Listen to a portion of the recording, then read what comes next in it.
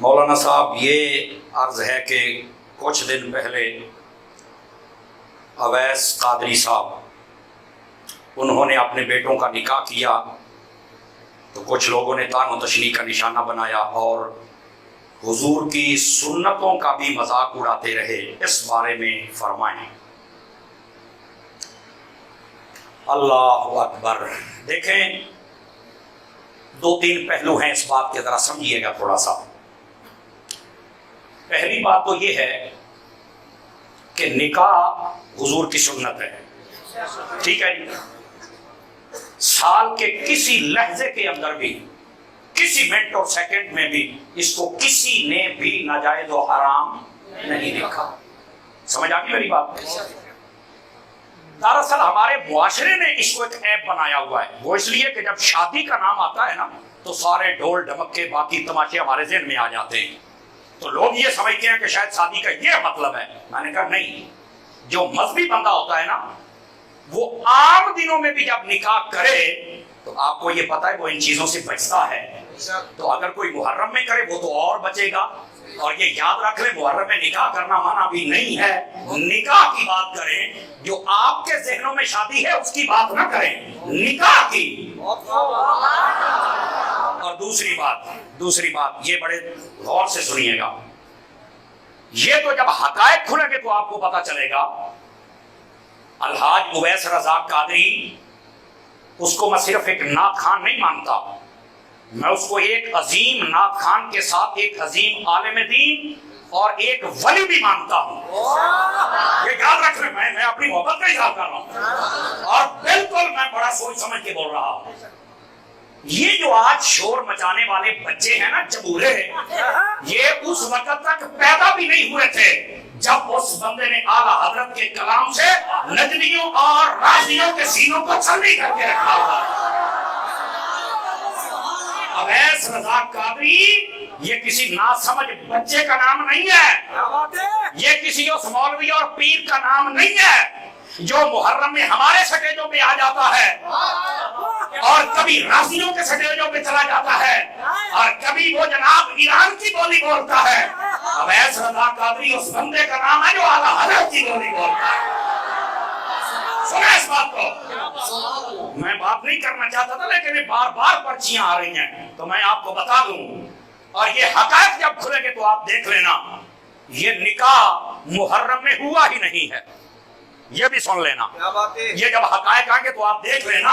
اور اگر ہو بھی جائے تو جائز ہے، کیونکہ اویس رضا قادری صاحب کو نہیں پتا تھا کہ اگر میں نکاح اس مہینے میں کروں گا تو یہ جتنی لوبڑیاں ہیں، یہ جو ایران کے چرنوں میں چرنے والیاں، یہ ساری بھونکے بھی پتا انہیں بھی تھا.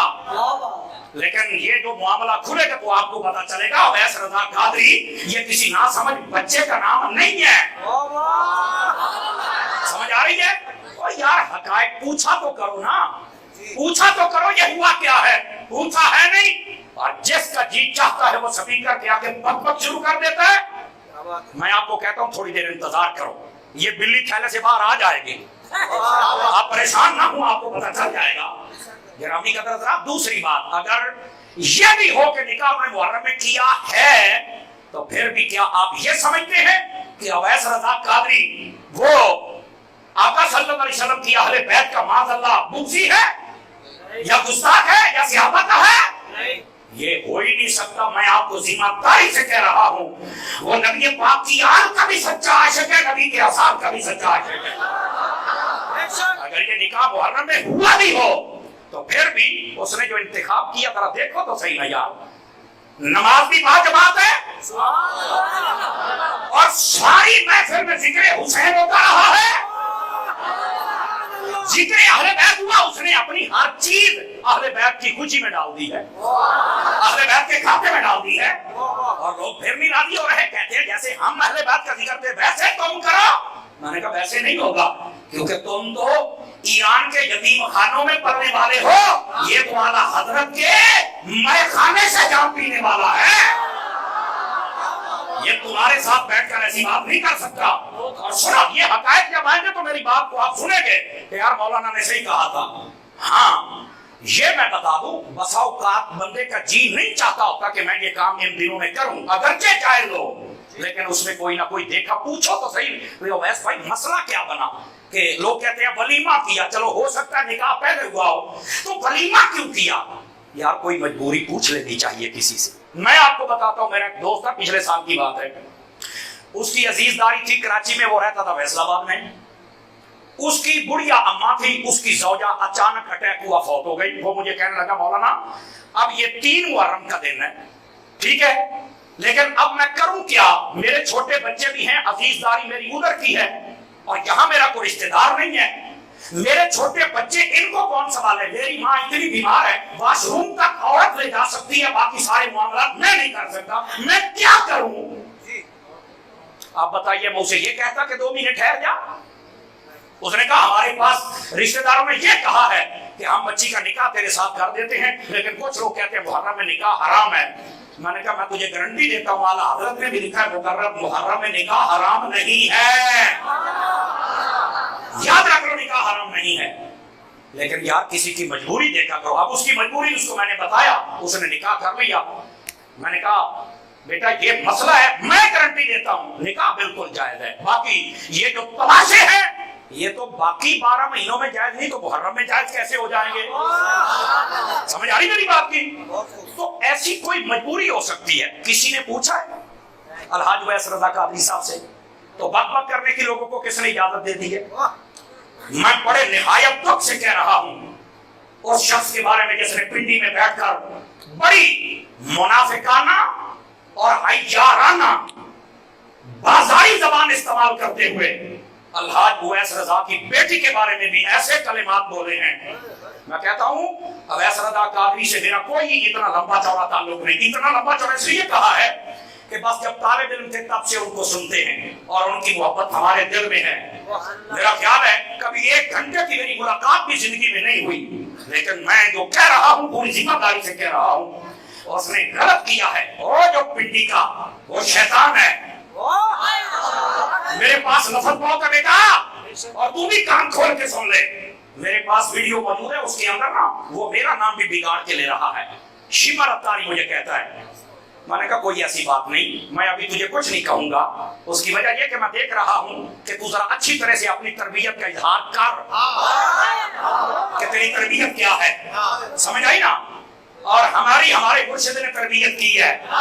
میں کہ پترا میرے کو ایک دے لفظ نے ماں تیریاں دھومے کاٹ کے رکھ لے، تو یاد رکھے ہو یا کیجئے، لیکن یہ سن لو مولانا صاحب، سن لو تم نے یہ بہت بڑی بے غیرتی کی ہے۔ تم نے اویس قادری کی بیٹی کے بارے میں یہ کہا کہ کیا وہ بھاگ رہی تھی؟ ہم اس تیرے جملے اور تیرے رویے پر لعنت بھیجتے ہیں، تجھے شرم آنی چاہیے۔ سجائی پر بیٹھنے والا بندہ اتنا بڑا بے غیرت ہو سکتا ہے، ہم نے سوچا بھی نہیں تھا۔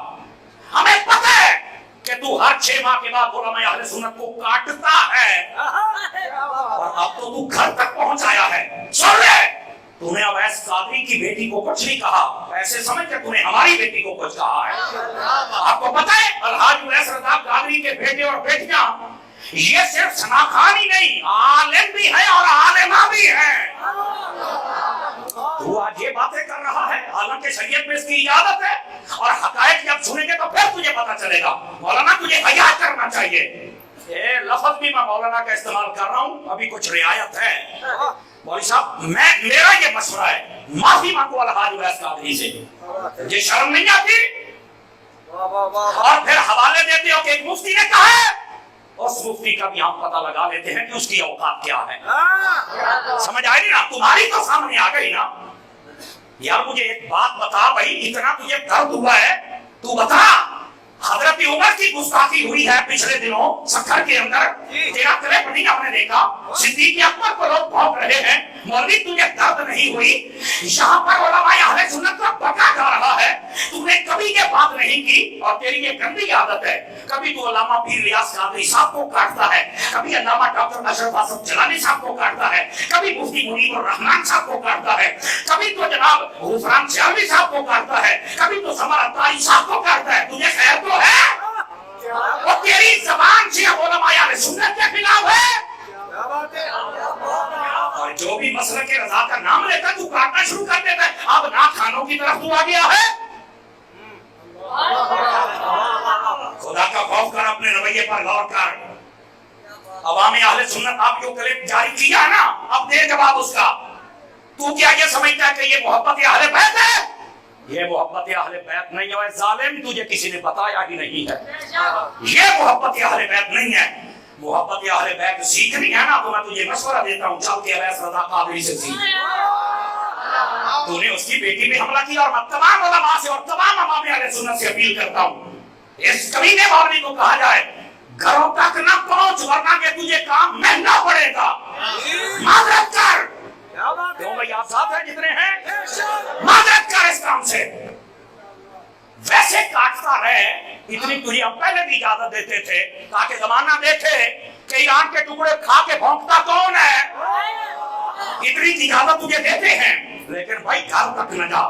تمام علماء, تمام عوام سمجھو, یہ صرف اس کی بیٹی کو بات نہیں ہوئی, یہ ہماری بیٹی کو بات ہوئی ہے.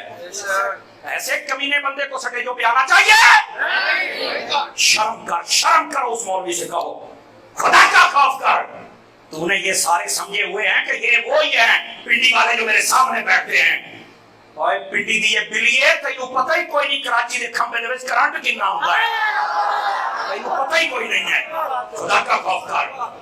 اور یہ جو بات جناب نے کی ہے نا, اس بات سے توبہ کرو, واپس لو ان باتوں کو. اور میں الحاج اویس قادری کی خدمت میں بھی عرض کروں گا کہ ایسے موقعوں پر یہ خبیث بکواس کرتے رہتے ہیں. ہمیں یقین کرو اگر میرا بس چلے تو میں اویس قادری سے تعزیت کروں, کیونکہ اتنا بڑا تیر مارا ہے اس نے بیٹیوں کو, اتنا بڑا تیر مارا ہے. میں ان سے کہوں گا کہ آپ نا بس اپنا مقدمہ اللہ کی بارگاہ پہ چھوڑ دیں. خدا کی قسم جب وہاں سے اس کی پکڑ ہوگی نا, زمانہ دیکھے گا. تم نوٹ کرو میری بات کو, اندھیر جو ہوتا ہے نا وہ زیادہ دیر چلتا نہیں ہے. میری دعا ہے اللہ ان ظالموں کو ایسی عبرت ناک سزا دے, ان کو پتہ چلے کہ ہم علماء اور عوام اہل سنت کے ساتھ کیا کرتے رہے اور آج ہمارے ساتھ کیا ہو رہا ہے. دعا تو ہم کر ہی سکتے ہیں, کیونکہ ہمارے پاس نہ چھریاں, نہ چاقو, نہ پستول, نہ ہم یہ کام کر سکتے ہیں. لیکن یار یہ جو لوگ بے غیرتی سے باز نہیں جاتے, ان کے لیے ہم یہ تو کہہ سکتے ہیں کہ یا اللہ ان کو نشانہ عبرت بنا. سمجھ آ رہی ہے میری بات کی؟ ہم سب کو پتا ہے مولانا تیری اوقات کیا ہے, یہ تم نے بہت غلط قدم اٹھایا ہے. اور یاد رکھیں جتنے بھی صحیح العقیدہ لوگ ہیں انہوں نے ایک ہی بات کی. انہوں نے کہا یار جب شریعت نے منع نہیں کیا تو یہ کون ہے جو کہتا کہ اہل بیت کے بغض میں شادیاں رچائیں, اہل بیت کے بغض میں بھڑکیلے کپڑے پہنے, اور بات اویس قادری صاحب کو کرنی تھی, چلتے چلتے میرے پیر کو بھی کاٹنے لگ پڑا. کمال علی گال ہے یار, یہ کیا بات ہوئی بھائی؟ بات کس کی ہوتی ہے؟ چل پیچھے کے پیچھے چلتا ہے, جبکہ بات اس کی بھی ٹھیک ہے. سمجھ آ رہی میری بات کی؟ ایسے بے ضمیر لوگوں سے اپنے آپ کو دور رکھیے, ان کو دور کیجیے اور ان کو سمجھائیے. تو ہم نے یہ جو حرکت کی ہے یہ بہت گندی حرکت کی ہے. اور یاد رکھ لو بیٹا, یہ جو بنیاد تم باندھنے لگے ہو نا, یہ بنیاد تمہیں بہت نقصان دے گی. میری بات آپ یاد رکھ لو. سمجھ آ رہی ہے؟ اور یاد رکھیں یہاں پر میں ایک اشارہ دے دیتا ہوں. ایک دیوبندی مولوی ہے ساجد دیوبندی, میں زیادہ کھول کے بات نہیں کرتا, اس نے لکھا ہے اپنی کتاب میں کہ اس کی ولادت کیسے ہوئی ہے. انواع پڑھ کے سنا اس نے کیسے لکھا ہے. اپنی اوقات میں رہو.